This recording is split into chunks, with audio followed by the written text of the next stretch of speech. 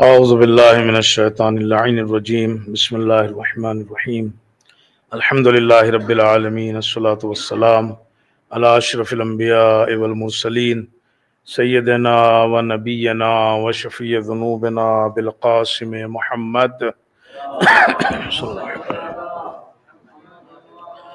وعلى آلہ الطیبین الطاہرین المعصومین المظلومین المنتخبین المنتجبین ولعنۃ اللہ علی اعدائہم اجمعین اما بعد فقد قال اللہ تبارک و تعالی فی کتابہ المجید وقولہ الحق بسم اللہ الرحمن الرحیم لقد جاءکم رسول من انفسکم صلوات پڑھ دے محمد و آل محمد پر صلی علی محمد و آل محمد۔ شب وفات یا شہادت رسول اکرم حضرت محمد مصطفیٰ صلی اللہ علیہ وآلہ وسلم صلی اللہ علی محمد و آل محمد۔ آپ سب کو تسلیت پیش کرتا ہوں اور ہم سب تسلیت پیش کرتے ہیں امام زمانہ عجل اللہ تعالی فرجہ الشریف کی خدمت میں۔ اللہم صلی اللہ علی محمد و آل محمد۔ رسول اکرم کو اگر کوئی اچھے طریقے سے پہچانوا سکتا ہے تو وہ پروردگار عالم ہے۔ اگر ان کی کوئی تعریف یا خصوصیات رسول اکرم کے سلسلے سے بیان کر سکتا ہے صحیح طریقے سے تو وہ قرآن مجید ہے، چونکہ وہ ان کا خالق بھی ہے اور وہ ان کے بارے میں بہتر طریقے سے جو ہے وہ جانتا اور سمجھتا ہے۔ سورہ توبہ کی یہ آیہ کریمہ ہے اور آخر کی آیت سے پہلے والی آیت یعنی 127 نمبر ہے 127، اس میں رسول اکرم کی کچھ خصوصیات بیان ہوئی ہیں۔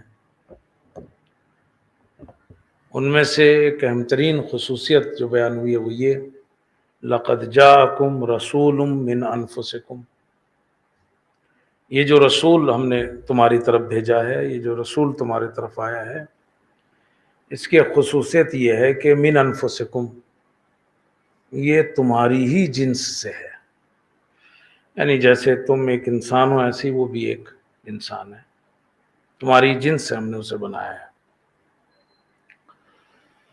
اگر وہ چاہتا تو دوسری جنس سے بھی بنا سکتا تھا، کسی سے، انسان کے علاوہ کسی دوسری چیز سے،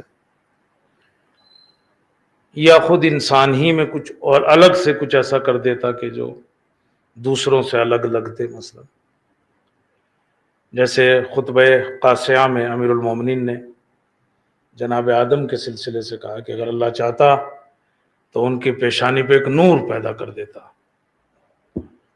جسے لوگ دیکھ کے حیران ہو جاتے، عقلیں حیران ہو جاتی، ان سے ایسی خوشبو آتی مثلا کہ جو آدمی باغ باغ ہو جاتا اگر وہ خوشبو جو ہے وہ سونگھے اگر اس خوشبو کو۔ لیکن اس نے ایسا نہیں کیا، اس نے کیا کیا؟ رسول کو تمہاری ہی جنس سے بنایا، تمہاری جیسا بنایا، اور صرف جنس سے ہی نہیں بنایا بلکہ وہ تمام احساسات جو تمہارے اندر ہیں، وہ تمام خواہشات جو تمہارے درمیان میں پائے جاتے ہیں وہ اس میں بھی پائے جاتے ہیں۔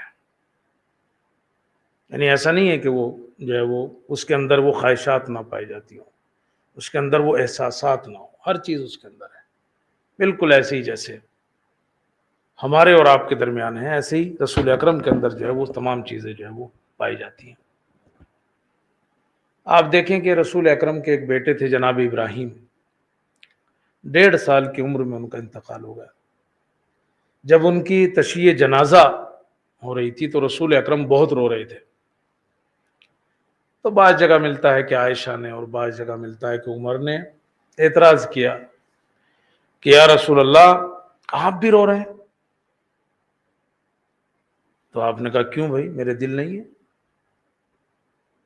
میرے پر بھی ساری چیزیں عارض ہوتی ہیں، ہر وہ چیز جو ایک عام انسان کے لیے ہے وہ میرے لیے بھی ہے. اگر میرا بیٹا دنیا سے گیا ہے تو میرا دل میرا بھی روتا ہے، لیکن میں حق کے علاوہ کچھ نہیں کہتا. یعنی شکوہ و شکایت نہیں کروں گا کہ صاحب ایسا کیوں ہوا میرے ساتھ، میرا ہی بیٹا کیوں مرا، یا اللہ نے اسے کیوں لے لیا. کہ وہ شکوہ و شکایت نہیں کروں گا میں، لیکن ہے تو وہی، دل تو میرا بھی وہی ہے. چونکہ ہماری جنس سے ہے نا، تو وہی خواہشات ہیں، وہی غم و غصہ ہے، وہی خوشی ہے، وہی ناراضگی ہے، وہی خواہشات ہے. من انفسکم، تمہاری جیسا ہے، تمہاری نفسوں میں سے ہم نے اس کو جو ہے وہ بنایا، وہی خواہشات ہے. اس دن سورج گرہن بھی ہو گیا، سورج کو گرہن لگ گیا. لوگوں میں یہ بات پھیل گئی کہ رسول اکرم کے بیٹے کے مرنے کی وجہ سے آسمان بھی گریا کر رہا ہے، آسمان بھی رو رہا ہے. یہ بات چلتے چلتے رسول اکرم تک پہنچی تو رسول اکرم نے سب کو جمع کیا مسجد میں اور کہا کہ بھائی، آسمان کسی کے مرنے پہ یا پیدا ہونے پہ نہیں ہوتا ہے. کوئی دوسرا ہوتا نا تو یا جہالت سے فائدہ اٹھا لیتا لوگوں کی، اپنے کو بڑا دکھانے کے لیے، اور مگر جو خود ہی اتنا بڑا ہو اسے کیا دکھانا. وہ لوگوں کی جہالت سے فائدہ اٹھانے کے لیے تھوڑا ہی آیا تھا، وہ تو لوگوں کی جہالت کو مٹانے کے لیے آیا تھا. تو آپ نے کہا کہ بھائی ایسا کچھ نہیں ہوتا کہ صاحب جو ہے وہ آسمان جو ہے وہ کسی کے مرنے پر رو رہا ہے اور ہو رہا ہے. اگر کبھی ایسا دیکھو فصلو، نماز پڑھو. چاند گرہن اور سورج گرہن کی تو نماز ہے نا، نماز آیات ہے اس کی بھائی. اور یہ ویسے ہی ہے جیسے پنجگانہ واجب نمازیں ہیں، ایسے ہی ہے. یہ قضا ہو گئی تو اس کو ادا بھی کرنا پڑتا ہے. تو رسول اکرم من انفسکم، پہلی خاصیت یہ کہ وہ ہماری طرح ہے، ہماری نفسوں میں سے ہے، ہماری جنس میں سے ہیں. جس جنس سے ہم ہیں اسی سے ان کو جو ہے بنایا گیا. ورنہ اللہ کے لیے تو بڑا آسان تھا کسی دوسری جنس سے بنا دینا. چونکہ خود مشرکین یہ کہتے تھے، وہ کہتے تھے نا قرآن مجید میں کتنی مرتبہ آپ نے پڑھا ہے کہ جب مشرکین خود یہ کہتے تھے اسے بنا کے بھیج دیا، کسی فرشتے کو بھیجتا تو وہ تو خود بڑی بات ہو جاتی، آسانی ہو جاتی، اور اتنی زحمتوں میں سے بھی بچ سکتے تھے، اتنے نقصانات سے بھی بچ سکتے تھے رسول اکرم اگر کسی دوسری جنس سے پیدا ہوتا، مطلب فرشتہ بنا کے بھیجتا. لیکن پھر یہی جب فرشتہ بنا کے بھیجتا تو یہی کہتے اسے کیا پتا نیند کیا ہوتی ہے صبح کو اٹھنے کا، یہ تو فرشتہ ہے. اسے کیا پتا کھانے کے ذائقے کیا ہوتے ہیں، یہ تو فرشتہ ہے. اسے کیا پتا تھکن کیا ہوتی ہے. تو پھر یہی لوگ یہ کہنے لگتے اور کہتے تھے وہ اسے بنا کے بھیجا. یا کلون الطعام، یہ تو ایسے ہی کھاتا ہے جیسے ہم کھاتے ہیں. یمشون فی الاسواق، یہ تو بازاروں میں ہماری طرح گھومتا اور پھرتا ہے، اسے کیا بنا کے بھیجا، کسی اور کو بنا کے بھیجتا. تو رسول اکرم کی ایک صفت جو اس آیت میں بیان ہوئی ہے، من انفسکم، وہ تمہاری جنس میں سے ہے، تمہاری طرح سے ہے. ہاں ایک فرق ہے، مگر قل انما انا بشر مثلکم، میں تمہارے جیسا بشر ضرور ہوں، مگر ایک فرق ہے. وہ فرق یہ ہے کہ میرا تار اور میرا رشتہ جو ہے وہ وحی سے جڑا ہوا ہے. یوحا الیہ، میرے میں اور تم میں فرق یہ ہے، بشر ہوں میں بھی تمہاری طرح، مگر میرے میں تم میں ایک فرق یہ ہے کہ میرا رشتہ اور تعلق جو ہے وہ وحی کے ساتھ جو ہے وہ جڑا ہوا ہے. تو اس لیے کوئی آدمی صرف اس وجہ سے کہ صاحب وہ ہماری طرح دکھتے ہیں، ہماری طرح کھاتے اور پیتے ہیں، اور یہ کہنے لگے کہ نبی ہمارے جیسا ہے، تو یہ بھی نہیں ہے بھائی، وہ بہت بڑا فرق ہے. یوحا الیہ، میرے اوپر وحی نازل ہوتی ہے. تو رسول اکرم کی ایک اہم ترین خصوصیت یہ ہے جو بیان ہوئی ہے کہ من انفسکم، وہ تم میں سے ہیں. اور دوسری آیتوں میں ایک لفظ اور استعمال ہوا ہے کہ وہ تمہارے نفسوں میں سے ہیں، فیہم، اور تم ہی میں ہیں. اب یہ الگ مسئلہ ہے. لقد من اللہ علی المؤمنین اذ بعث فیہم رسولا من انفسکم. تو یہ انفسکم بھی ہے، تم ہی میں سے ہے، تمہاری جنس میں سے ہے، فیہم، اور تم ہی میں ہے. تم ہی میں ہے کا مطلب یہ ہے کچھ لوگ کیا ہوتا ہے، ہیں تو ہمارے جیسے دکھتے ہیں مگر وہ اپنے کو سپر سمجھتے ہیں. وہ ہیں ہمارے جیسے آدمی ہیں مگر وہ کیا ہے، اپنے کو سپر سمجھنے لگتے ہیں. کسی علم آنے کی وجہ سے، کسی کرسی اور اقتدار کی وجہ سے، ہیں کبھی جو ہے وہ کسی علم کی وجہ سے، مثلا بہت سی وجہ ہو سکتی ہیں. پھر وہ سمجھ نہیں بھائی میں، پھر وہ پاس بیٹھنے میں وہ کرے گا، پھر جو ہے وہ سلام کرنے میں جو ہے وہ کرے گا، وہ اپنے کو جو ہے وہ سپر سمجھتا ہے. لیکن اللہ کہتا ہے کہ من انفسکم بھی ہے اور یہ فیہم بھی ہے تمہارے جیسا. بہت سے لوگ ہوتے ہیں نا کہ جب آئیں گے مثلا تو دیکھیں کہاں بیٹھوں.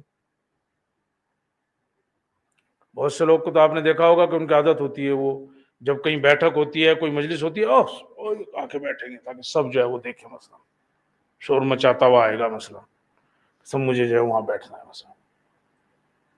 بہت سے لوگ کی عادت. بہت سے لوگ پھر دیکھیں گے کس کی بغل میں بیٹھوں. بغل کا بھی مسئلہ ہوتا ہے نا، کس کی بغل میں بیٹھوں، وہ بھی چھان بین کر کے جو ہے بیٹھتے ہیں. وہ کیوں کرتے ہیں ایسا؟ وہ کسی وجہ سے اپنے کو جو ہے وہ ہیں تو ہمارے ہی جیسے انفسکم، لیکن وہ فیہم میں نہیں سمجھتے اپنے کو، ان میں سے نہیں سمجھتے، وہ اپنے کو سمجھتے. اور رسول اکرم بیٹھے ہوئے تھے نا ایک، اس میں بڑا مشہور ہے، اور صاحب جو ہے وہ ایک آدمی بیٹھا ہوا تھا اور پورے مجمع لگا ہوا تھا. ایک آدمی آیا اور وہ کسی مالدار کے بغل میں بیٹھ گیا، اور وہ جیسے اس کے بغل میں بیٹھا اور اس نے اپنا ردا جو ہے وہ اٹھا لی، جیسے عرب میں پہنتے ہیں نا وہ کر لی اس نے. رسول اکرم کی نظروں سے کہاں بچ سکتا تھا. رسول اکرم نے کہا کیوں بھائی کیا بات ہے، یہ ایسا کیوں کیا؟ اس کی غریبی تجھے لگ جائے گی کیا، یا تیری امیری اسے لگ جائے گی کیا؟ اگر تیرا بدن مس ہو گیا، تیرا کپڑا مس ہو گیا، تو اس کی غریبی تیرے تک لگ جائے گی یا تیری امیری اس تک آ جائے گی؟ اب اسے احساس ہوا کہ یار یہ تو کام خراب کر بیٹھا میں. اس نے کہا یا رسول اللہ غلطی ہو گئی اور میں اپنی غلطی کی وہ چاہتا ہوں، اس کا جبران کرنا چاہتا ہوں. کہا کیسے؟ کہا میں چاہتا ہوں اپنا آدھا مال اسے دے دوں، اپنا آدھا مال اسے دے دوں. رسول اکرم نے اس سے پوچھا ہاں بھائی تیری لاٹری لگی ہے، آدھا مال تجھے چاہیے.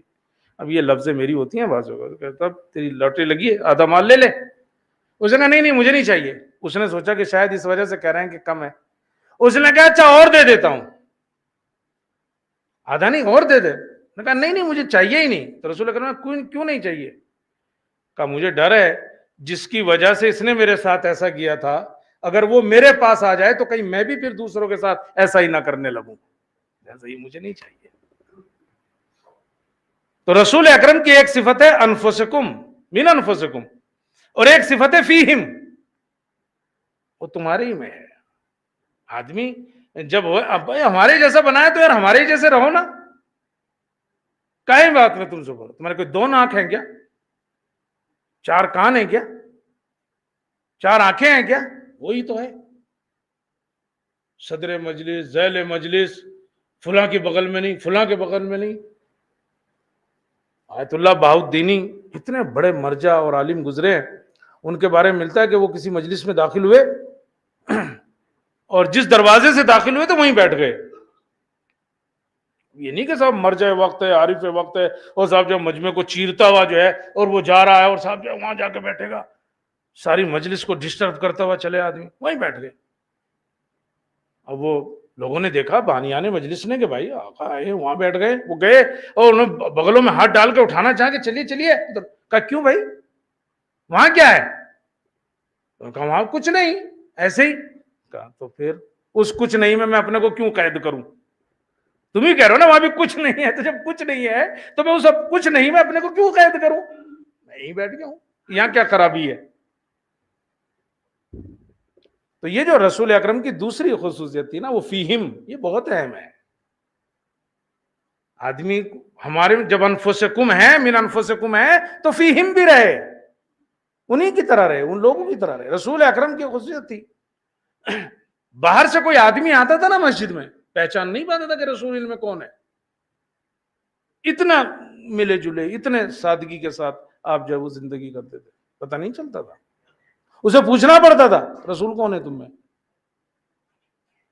تو یہی تو تھا وہ فہم، یعنی انہی میں سے ہیں، من انفسکم، اور انہی کی طرح ہیں، انہی جیسے ہیں، بالکل الگ نہیں لگتے تھے. جب بیٹھتے تھے مجلس ہوتی تھی، بیٹھک لگتی تھی. اب مجلس کا مطلب یہ والی مجلس نہیں ضروری کہ وہ بیٹھتے تھے تو اس میں کیا ہوتا، گول دائرے میں بیٹھتے تھے لوگ، ایسے بیٹھتے تھے. اب اس کا صدر اور پائن اور اوپر اور نیچے تو ختم ہی ہو گیا نا، وہ سبھی اس طرح بیٹھ گئے، گول دائرے میں بیٹھتے تھے سب. تو رسول اکرم تو اس طرح ہوتے تھے. رسول اکرم کبھی پسند نہیں کرتے تھے کہ صاحب ان کے سامنے ان کی اتنی تعظیم کی جائے کہ لوگ بالکل ایسے کہ اپنے کو ذلیل کر لیں، کبھی نہیں سمجھتے تھے کہ صاحب جو ہے وہ کوئی بادشاہ کی طرح لگے. وہ واقعی ان کی شخصیت و شان تھی اس منزل کی، مگر کبھی ایسا نہیں کہ صاحب جناب سلمان فارسی تو چونکہ اس علاقے سے آئے ہوئے تھے، فارس سے، اور انہوں نے تو وہ بادشاہوں کا وہ احترام دیکھا تھا. والا لکھنؤ والا فرشی سلام مولانا بیٹھے ہیں کر کے، وہ سب دیکھا تھا ان لوگوں نے. جناب سلمان فارسی نے تو وہ دیکھا تھا سب. وہ رسول اکرم سے جب شروع میں ملے تو وہ پیروں میں گر گئے رسول اکرم کے. آپ نے بغل سے اٹھایا کہ بھائی انا عبد، میں بھی تمہاری طرح جو ہے وہ ایک بندہ ہوں. لست بملک، میں بادشاہ نہیں ہوں. یہ کیا ہے؟ ایک عرب جوان آیا اور رسول اکرم کو دیکھا اور آپ کی ہیبت اس پہ تاری ہوئی، یوں کانپنے لگا. آپ اس کے نزدیک گئے کہ یہ کیا ہے بھائی؟ میں بھی بندہ ہی ہوں، میں تمہاری طرح کھاتا ہوں، میں تمہاری طرح چلتا ہوں، کیا فرق ہے؟ کیوں اس طرح سے جو ہے وہ کر رہا ہوں؟ تو یہ رسول اکرم کی یہ خصوصیت تھی. یہ خصوصیت تو اترنی چاہیے نا اندر. لقد جاءکم رسول من انفسکم، تمہارے اس میں سے. دوسری آیت میں ہے لقد من اللہ علی المؤمنین اذ بعث فیہم. اب یہ جو فیہم ہے نا، اس کا ایک مطلب یہ بھی ہے، رسول اکرم کہتے تھے میں 5 چیزیں کبھی نہیں چھوڑوں گا. 5 چیزیں. بچوں کو سلام کرنا، بچوں کو سلام کرنا کبھی نہیں چھوڑوں گا. غلاموں کے ساتھ بیٹھ کے کھانا کھانا کبھی نہیں چھوڑوں گا. زمین پہ بیٹھنا کبھی نہیں چھوڑوں گا. سب سے نیچے والی سواری اس زمانے کی گدھے تھے، اولا گدھے ہوتے تھے ان کے اوپر، تو اس پہ سواری کبھی نہیں چھوڑوں گا. بھیڑ بکریوں کا دودھ میں خود نکالتا ہوں، اسے خود ہی نکالوں گا، کبھی نہیں چھوڑوں گا. تو یہ کیا ہے؟ یہ وہی تو ہے فہم والی بات. یہ ساری وہ چیزیں ہیں جو انسان کو متواضع بناتی ہیں، منکسر بناتی ہیں، تکبر کو جو ہے وہ دور کرتی ہیں. تو رسول اکرم کی دوسری خصوصیت جو قرآن مجید میں بیان ہوئی وہ فہم. تیسری خصوصیت جو اس آیت میں جو میں نے پڑھی، عزیز علیہ ما عنتم. یہ تیسری خصوصیت اس کی ہے، ان کی ہے کہ مومنین اگر تکلیف میں ہوتے ہیں، اگر لوگ تکلیف میں ہوتے ہیں، اگر ان کی امت تکلیف میں ہے تو وہ بھی تکلیف میں ہوتے ہیں. اگر ان کی امت میں سے کوئی پریشانی میں ہے، کوئی کسی تکلیف میں ہے، تو وہ بھی اپنے کو تکلیف میں محسوس کرتے ہیں. اور کیوں نہ کریں؟ رسول جو ہوتا ہے وہ امت کا باپ ہے. انا و علی ابو هذه الامہ، یہ تو خود رسول اکرم نے کہا بھی ہے، میں اور علی اس امت کے باپ ہیں. تو ایک باپ کیسے ہوتا ہے؟ اس کی اولاد میں سے کوئی کمزور ہو، تکلیف میں ہو سکتا ہے بچے کو بھی احساس نہ ہو رہا ہو اس تکلیف کا، لیکن باپ کو اگر ہو گیا تو باپ کو زیادہ احساس ہونے لگتا ہے. کیوں؟ چونکہ وہ باپ ہے. تو عزیز علیہ ما عنتم، تو تمہیں تکلیف میں دیکھتا ہے تو وہ تکلیف میں ہو جاتا ہے، اس کو تکلیف ہوتی ہے. اچھا، رسول اکرم کا تو مسئلہ ایک اور دوسرا ہے. وہ صرف اسی امت کے باپ نہیں ہے، وہ تو گزشتہ ساری امتوں کے باپ ہیں. جتنے بھی نبی ہیں سب سے افضل وہ ہیں، رسول اکرم ہیں، اور ان کی امتیں جو ہیں وہ خود رسول اکرم کی امتیں. جب وہ نبی سب رسول کی امت ہے تو ان کی امتیں کیوں ان کی امت نہیں ہوگی؟ تو اس کا مطلب کیا ہوا؟ اس کا مطلب ہوا کہ اگر گزشتہ امتوں میں سے بھی کوئی تکلیف میں ہے تو وہ بھی رسول اکرم کو تکلیف ہے. تفسیر صافی میں ہے نا یہ بات کہ رسول اکرم اس وقت بھی نبی تھے، یعنی کہ عالم ارواح میں دوسرے نبیوں کے بھی نبی تھے. تفسیر صافی میں دوسرے نبیوں کے نبی تھے. تو دوسرے اگر نبی کی امتیں تو رسول اکرم کا تو اور زیادہ جو ہے وہ تکلیف ہے.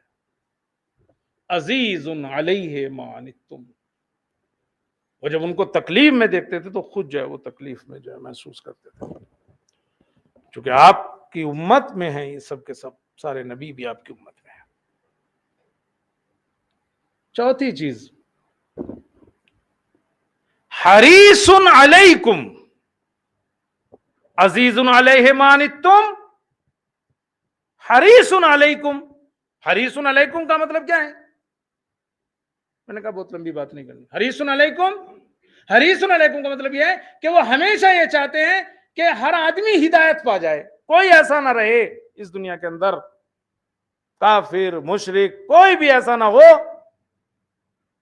کہ جو خدا کی وحدانیت کا اقرار نہ کرے، رسول کی رسالت کا اقرار نہ کرے.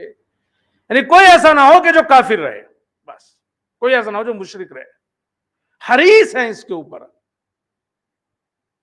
چاہے کتنی بھی تکلیف سے جو ہے وہ گزرنا پڑے مثلا رسول اکرم کو. بس ان کا ایک ہی مقصد ہے کہ صاحب سب ہدایت پا جائیں. حریص علیکم، یہ ان کی خصوصیت ہے رسول اکرم. اسی لیے آپ دیکھو زندگی کے ہر دور میں مشکلات سے گزر ہوا، مگر بات وہیں کی وہیں، حریص علیکم. آپ جو ہیں وہ حریص ہوتے تھے. جناب ابو طالب کی وفات کے بعد مکہ جب رہنے کے قابل نہ رہا، یعنی سختی ہو گئی، تو آپ طائف گئے تھے تاکہ وہاں کچھ لوگوں کو اپنا ہمنوا بنا لیں، اسلام کی دعوت دے. مگر بجائے اس کے کہ وہاں کے سردار آپ کی بات مانتے، انہوں نے بچوں کو پیچھے لگا دیا رسول اکرم کے. 30-40 بچے پیچھے لگا دیا ہاتھوں میں پتھر دے دے کے کہ جس گلی سے بھی گزرے پتھر مارو. اور اب رسول اکرم اس گلی سے اس گلی، اس گلی سے اس گلی، زخمی ہو گئے رسول اکرم. بجائے اس کے کہ وہاں کے لوگ ساتھ دیتے، اوپر سے یہ تاریخ. رسول اکرم خیر وہاں سے نکلے، راستے میں ایک باغ پڑا، اس کی دیوار کے سائے میں بیٹھ گئے. وہاں ایک مشرک جو ہے وہ، اس کا جو مالک تھا وہ کام کر رہا تھا. اس نے رسول اکرم کو اس حالت میں دیکھا کہ یہ بھوکا پیاسا، پتہ نہیں کیا رحم سا آیا. تو اس نے اپنے غلام سے کہا یہ پانی لو اور لے جا کے دے دو، مگر یاد رکھنا بات مت کرنا ان سے، یہ جادوگر ہیں. اگر تم نے بات کی گئے تم. اور وہ تو میرا بیچارہ غلام تھا، اس نے کہا کوئی بات نہیں، میں کیوں بات کروں گا، مجھے کیا ضرورت پڑی. گیا صاحب جو ہے وہ پانی لے کے جیسے ہی نزدیک ہوا، تھوڑا سا نزدیک ہوا، رسول اکرم نے کہا السلام علیکم. اب غلام کو اس وقت کون سلام کرتا تھا بھائی؟ غلام کو کون عزت دیتا تھا اس وقت؟ اب اس کا جو پہلا، رسول اکرم نے جو پہلا عمل انجام دیا السلام علیکم، اور اس کا نتیجہ یہ ہوا کہ وہ وہیں سے نرم ہوا. اس نے پانی دیا. رسول اکرم نے پوچھا کہاں کے رہنے والے ہو؟ اس نے کہا نینوا کا رہنے والا ہوں یا رسول اللہ. نینوا کا. اچھا میرے بھائی یونس کی جگہ، جہاں میرے بھائی یونس رہتے تھے. جناب یونس نبی کی طرف اشارہ کیا. کہنے لگا آپ کیسے جانتے؟ کہا بھائی جس طرح میں نبی ہوں اسی طرح وہ بھی نبی تھے، یونس، جناب یونس. اور پھر آپ نے کچھ واقعات اس کے بتائے، اور وہ نرم ہو گیا اور بیٹھ گیا نیچے. اور کہنے لگا کہ اچھا یہ بتائیے آپ کے اسلام میں داخل کیسے ہوا جاتا ہے؟ اچھا اس نے بھی صحیح کہا تھا، مشرک نے بات کری مت لینا. کہتا ہے کہ کیسے اسلام میں داخل ہوا جاتا ہے؟ رسول اکرم نے بتایا اور وہ مسلمان. کہتے ہیں رسول اکرم نے ہاتھوں کو اٹھایا اور کہا پروردگار طائف آنے کا مقصد پورا ہو گیا. حریص علیکم، ساری زحمتیں ساری تکلیفیں ناش کر لی. کیوں؟ ایک غلام اسلام لے آیا، طائف آنے کا مقصد پورا ہو گیا. تو رسول اکرم کی خصوصیت یہ ہے حریص علیکم. جنگ بدر ہوئی، پہلی جنگ تھی، بہت کچھ اسیر ہوئے، اس میں کچھ لوگ کو اسیر کیا گیا.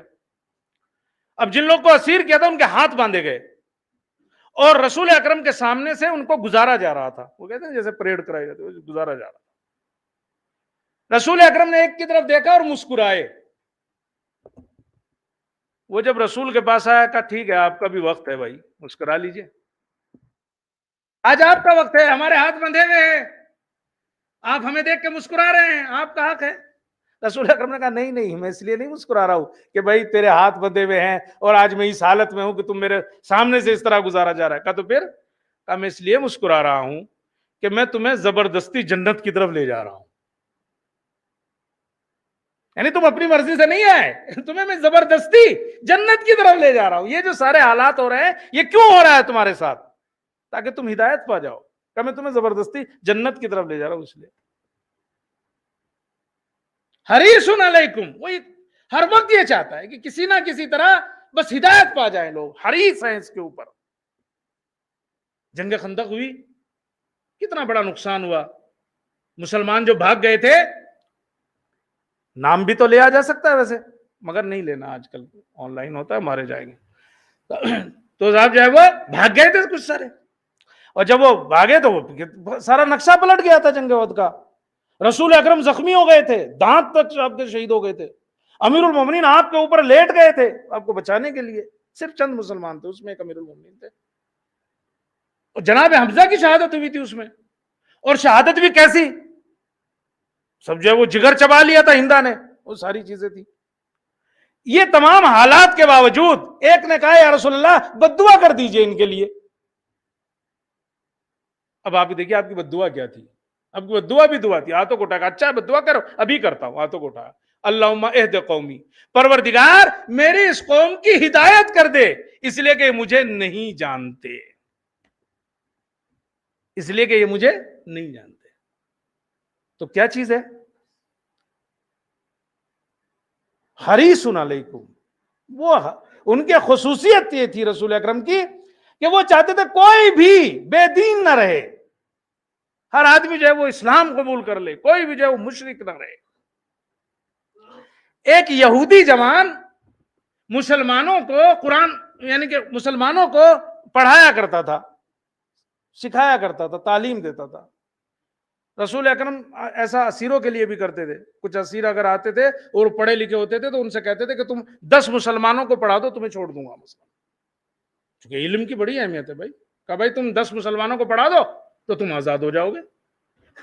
تو یہ یہودی جوان تھا، کچھ مسلمانوں کو پڑھایا کرتا تھا، کچھ دنوں نہیں دکھائی دیا، تو رسول اکرم نے پوچھا وہ کہاں چلا گیا، آج کل آتا نہیں، دکھائی نہیں دیتا۔ لوگوں نے کہا یا رسول اللہ وہ تو بیمار ہے۔ بیمار ہے تو چلو پھر عیادت کر کے آتے ہیں۔ 4-5 لوگ لیے، گھر پہنچ گئے، جب وہاں پہنچے تو دیکھا یار اس کی تو بڑی حالت خراب ہے، بے ہوشی سے کے عالم میں ہے، ہوش ہی نہیں ہے اس کو، اس کے ماں باپ سامنے بیٹھے۔ کچھ دیر بعد اسے ہوش آیا، رسول اکرم کو دیکھ کے وہ ہو گیا۔ رسول اکرم نے کہا دیکھو تم نے ہماری خدمت کی ہے، کچھ مسلمانوں کو تم نے تعلیم دی ہے، پڑھایا ہے، ہم بھی اس کے بدلے میں خدمت کرنا چاہتے ہیں۔ کہا وہ کیا؟ کہا اسلام قبول کر لو نا، ہم تمہاری یہ خدمت کرنا چاہتے ہیں کہ تم اسلام قبول کر لو، اچھے آدمی ہو، پڑھے لکھے آدمی ہو، کیوں جہنم میں جانا چاہتے ہو بھائی، اسلام قبول کر لو۔ اس جوان نے اپنے ماں باپ کی طرف دیکھا جو یہودی تھے سامنے بیٹھے ہوئے تھے کہ دیکھیں وہ کیا کہتے ہیں، تو وہ تو کچھ بولے نہیں، اس نے شرمندگی سے گردن جھکا لی، یعنی گویا اپنے ماں باپ کے خلاف نہیں جانا چاہتا تھا۔ پھر بے ہوش ہو گیا، کچھ دیر بعد پھر ہوش میں آیا، رسول اکرم نے پھر وہی کہا، رسول اکرم نے پھر وہی کہا کہ اسلام لے آؤ۔ اس نے پھر ماں باپ کی طرف دیکھا، لیکن اب جو دیکھا تو اس کے ماں باپ نے کہا اگر تو اسلام لانا چاہتا تو ہمیں کوئی دقت نہیں، لے آ، یعنی انصاف کیا انہوں نے بھی ایک طرح سے کہ بھائی اگر تو مسلمان ہونا چاہتا تو ہو جا، ہمیں کوئی مسئلہ نہیں۔ کہتے ہیں کہ اس نے کہا لا الہ الا اللہ، اور ابھی محمد رسول اللہ پہ پہنچا ہی تھا کہ اس کی روح جو ہے وہ نکل گئی۔ تو یہاں صلوات پڑھنے کی تھی رسول اللہ۔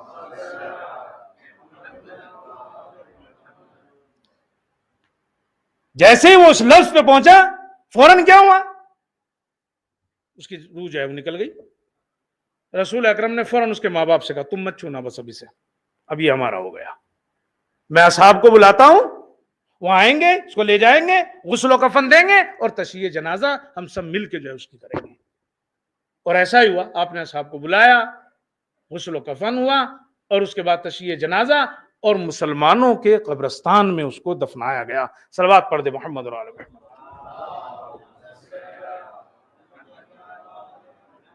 تو حریص علیکم، رسول اکرم کی خصوصیت اس آیت میں بیان ہوئی ہے، حریص علیکم، وہ یہ چاہتے ہیں کہ کوئی بھی جو ہے مشرک نہ رہے، کوئی بھی جو ہے وہ کافر نہ رہے، سب جو ہے۔ اور کس حد تک تفسیر مجموع البیان میں لکھا ہوا ہے کہ کس حد تک رسول اکرم کو یہ ہرس تھی، کس حد تک یہ چاہت تھی رسول اکرم کو کہ کوئی مشرک نہ رہے۔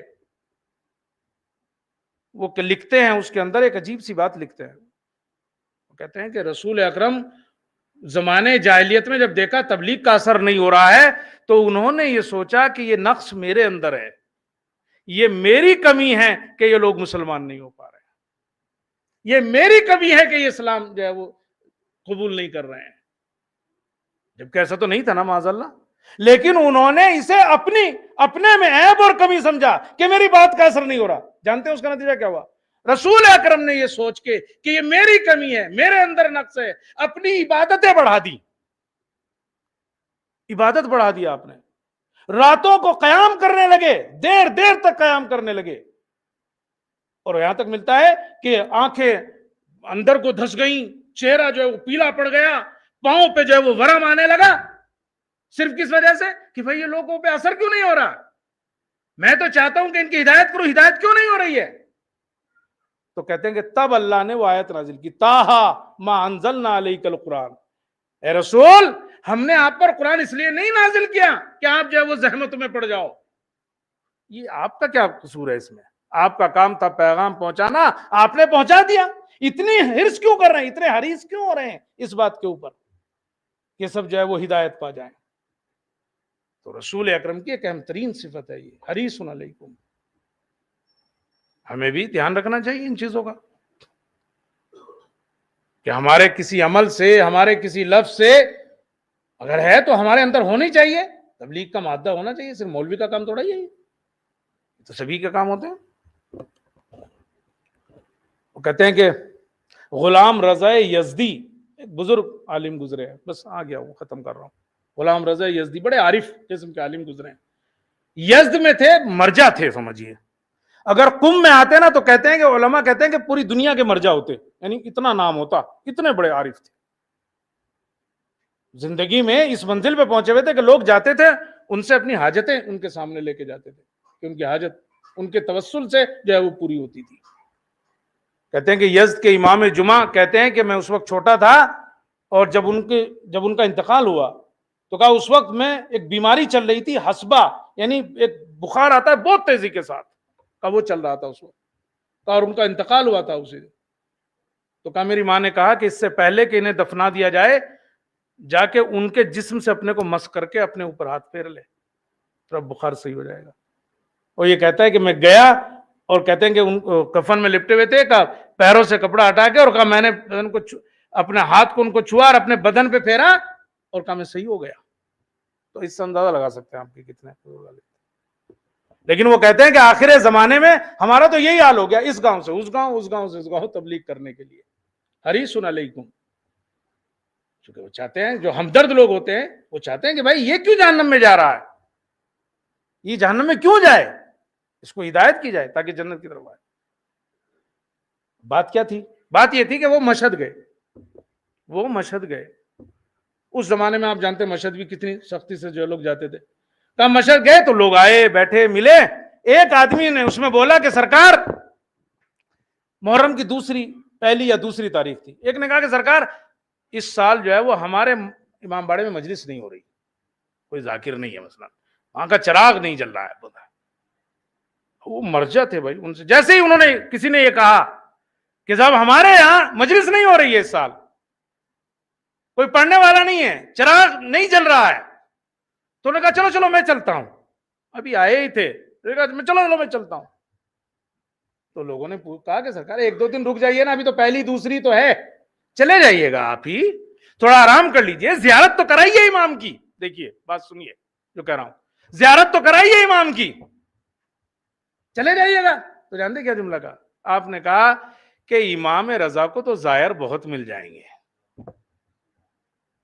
امام کو زائر تو بہت مل جائیں گے، نوکر کم ہے، اگر زندہ رہا تو واپس آؤں گا اور آ کے زیارت بھی کر لوں گا، تو رسول اکرم کی ایک اہم ترین صفت یہ ہے کہ حریص علیکم. بس آخری بات، بالمؤمنین رؤوف الرحیم. ان کی ایک صفت یہ ہے اس آیت کے اندر جو بیان ہوئی کہ مومنین کے اوپر بہت مہربان ہے، رؤوف اور رحیم. یہ دونوں اللہ کی صفتیں ہیں، رسول اکرم کے لیے استعمال ہوئی ہیں. رحیم ہے یعنی اوروں کے لیے تو ہیں ہی جو بھی کچھ ہیں، لیکن بالمؤمنین، مومنین کے لیے خاص طور سے.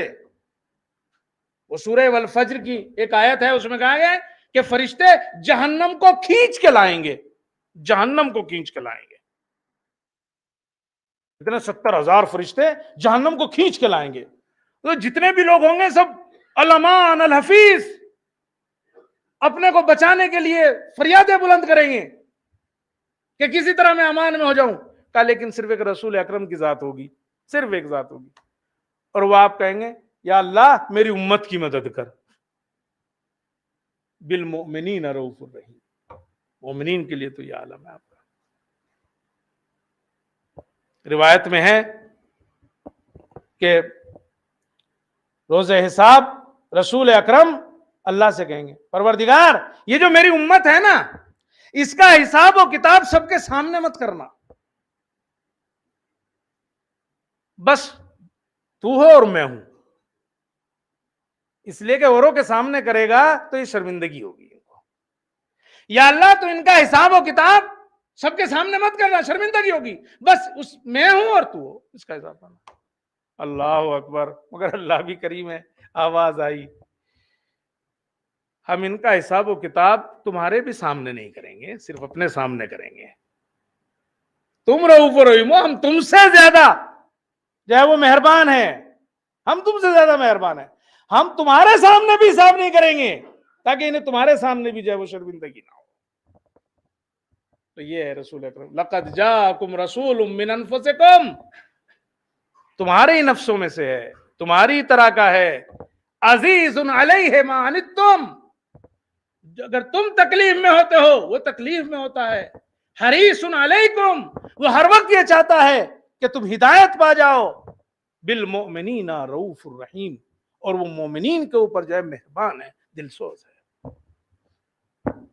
رسول اکرم اس طرح کی شخصیت. اور آپ دیکھو کہتے ہیں کہ 20 دن یا 19 دن 18 دن یا 20 دن آخر کے جو تھے اس میں بہت بیمار رہے رسول اکرم، آخر کے جو تھے، اور دن بدن کمزوری بڑھتی جا رہی تھی رسول اکرم کی. کہتے ہیں کہ ایک دن جب بہت کمزور ہو گئے تھے، بدن تھک گیا تھا، تو آپ نے جو ہے وہ بازوؤں سے، 2 آدمیوں نے بازوؤں سے پکڑا. ایک طرف امیر المومنین تھے، ایک طرف جناب عباس تھے. انہوں نے بازو سے پکڑا اور آپ نے کہا کہ مجھے مسجد لے چلو، اور آپ مسجد تشریف لائے. لوگوں نے جیسے ہی رسول اکرم کو دیکھا رونے لگے. آپ جو ہیں وہ ممبر پہ گئے، ایک خطبہ دیا. لوگوں کا رونا جو ہے وہ اور زیادہ بڑھ گیا. ایک مرتبہ آپ نے ممبر پہ جا کے کہا کہ یہ بتاؤ میں تمہارے لیے کیسا نبی تھا. اللہ، میں تمہارے لیے کیسا نبی تھا. لوگوں نے رو کے چیخ کے کہا کہ یا رسول اللہ،